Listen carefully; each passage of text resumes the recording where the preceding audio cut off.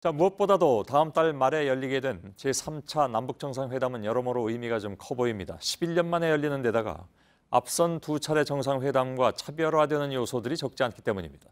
정치부 김태형 기자가 나와 있습니다. 역시 눈에 띄는 것은 회담 장소입니다.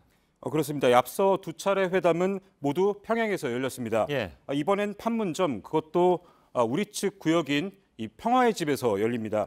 이 군사 분계선을 기준 삼아서 약 남쪽으로 250m쯤 떨어진 지점에 위치해 있습니다. 예. 뭐 분명한 남한 땅이다 그런 얘기 같은데. 네.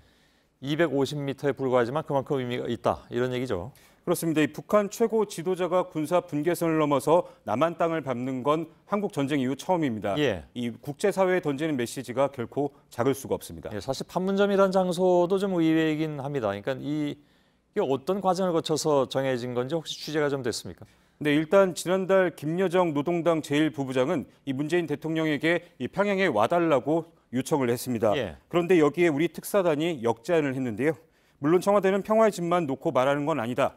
그러면서 자유롭게 여러 가지 안을 놓고 얘기한 결과가 바로 판문점 남측구역인 평화의 집이다. 이렇게 얘기를 했습니다. 예. 과거 우리 대통령이 평양에 갔던 걸 고려해서 균형을 맞춰야 한다는 우리 측 제안이 북측에 먹힌 걸로 보입니다. 예. 서울까지 오긴 조금 부담스러운 측면이 있었을 것 같고요. 네. 시기도 사실 이제 예상보다 굉장히 빨리 잡혔습니다. 4월 말. 네. 그래서 아마 제1야당에선 선거용이다 이렇게 주장하는 것 같은데 네. 현 정부가 들어선 지 만 1년이 안 되는 그런 시점입니다. 그렇습니다.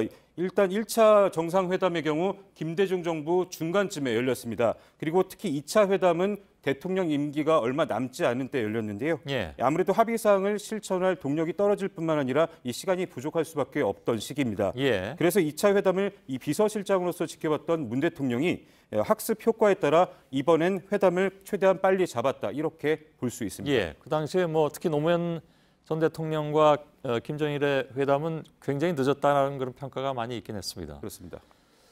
회담 성사까지 거친 과정도 좀 압축적으로 이루어진 측면이 있는 것 같습니다. 네, 그렇습니다. 이 화면 한번 보시겠습니다. 예.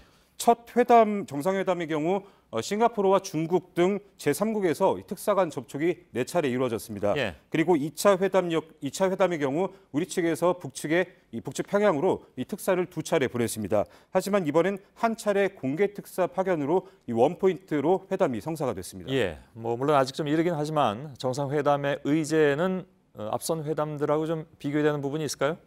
있습니다. 네, 1차 회담은 주로 경협, 그러니까 남북 간 경제 협력 문제가 논의가 됐습니다. 예. 그 결과물이 바로 개성공단과 금강산 관광입니다. 그렇죠. 2차 회담은 의제로 볼 때 1차 회담에서 합의된 이 정신을 재확인한 성격이 짙었고요. 예. 반면 3차 회담에선 한반도 평화의 근본적 해결책인 이 비핵화 논의가 중점적으로 논의가 될 것으로 보입니다. 예. 김태형 기자였습니다.